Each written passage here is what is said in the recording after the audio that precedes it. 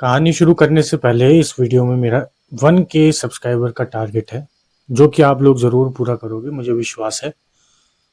तो कहानी शुरू होती है एक ऐसे गांव से जिसका नाम है खरपुरा।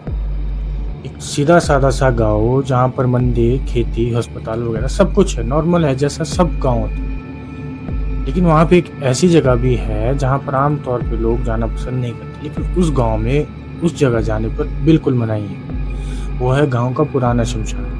कहते हैं कि वहाँ पे कोई रहता है। इसके पीछे का रीज़न किसी को कुछ नहीं पता, बस यूँ कहते हैं कि वहाँ पे कुछ ठीक नहीं है, तो वहाँ पे कोई भी जाना पसंद नहीं करता। फिर एक दिन गांव में विकास के नाम पर रोड बनना शुरू हुआ। जेसीबी आई, मशीनें आई, रोलर आया, मजदूर आए और फिर शमशान के पास से रोड निकालने की बात।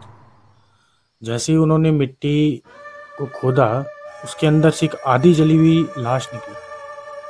सब देख के हैरान थे, लेकिन इंजीनियर ने कहा कि ये पुरानी बातें हैं, ये सब छोड़ दो।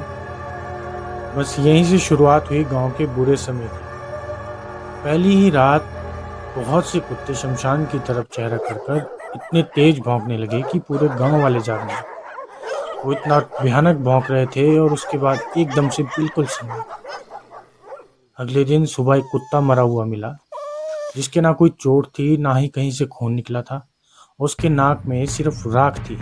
ऐसा लग रहा था जैसे शमशान से किसी ने उसके नाक में राख डालकर उसे मार दिया। लोग बहुत डर चुके थे।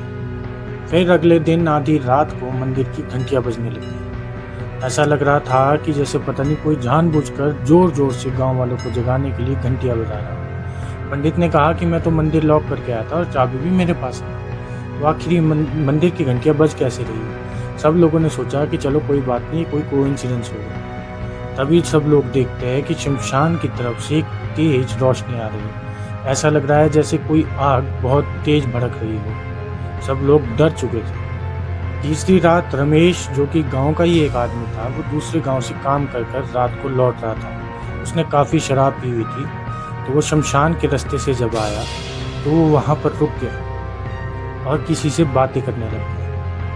वो काफ़ी बातें कर रहा था और वो घर तो आ गया।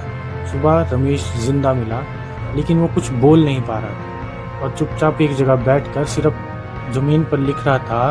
कि उसने पूछा कि कितने लोग हो, तो लोग पूछने लगे कि कौन है, क्या है, किसने पूछा। तो सिर्फ वो कुछ भी नहीं बोल पा रहा था। वो सिर्फ इतना ही बोल पाया कि वहाँ पर कोई था, लेकिन वो चल नहीं पा रहा था और मुझसे पूछ रहा था कि गाँव में कितने लोग हैं, गाँव में कितने लोग हैं। यही बात वो बार बार पूछ रहा था। यहीं से गाँव की कहानी डेंजरस हो गई। पंडित और एक लोकल तांत्रिक को बुलाया गया। तांत्रिक ने शमशान की राख और मिट्टी को देखा और कहा कि ये कोई भूत प्रेत या किसी आत्मा का केस नहीं है, ये है शमशान का रक्षक। उसने सीधा सीधा नाम नहीं लिया ताकि गांव वाले डर न जाए। उसने कहा कि जब शमशान को डिस्टर्ब कोई करता है तो वो जो नीचे सोता है वो जाग जाता है। रात पूरा गांव जाग रहा था। तभी आधी रात को शमशान की तरफ से आवाज़ आई। ना ही कोई गुस्सा, ना ही कोई चीख, सिर्फ नाम लेकर पुकारा जा रहा था। कभी रमेश, कभी सुरेश, तो कभी कोई और नाम। और आवाज़ इतनी फेमिलियर थी कि ऐसा लग रहा था कि गांव का कोई आदमी उन्हें बुला रहा हो। सब लोग बहुत डर चुके थे, लेकिन एक आदमी क्यूरियोसिटी में बाहर को निकल गया, लेकिन वो जिंदा वापस नहीं आया। सुबह रोड का काम बंद कर दिया गया और चिता को वापस से दोबारा वहीं बना दिया गया। सब कुछ शांत हो गया था, लेकिन गांव वालों को एक बात समझ नहीं आई थी कि तांत्रिक ने जाते वक्त ऐसा क्यों कहा कि अभी पूरी भूख नहीं लगी थी, इसीलिए एक ही गया है।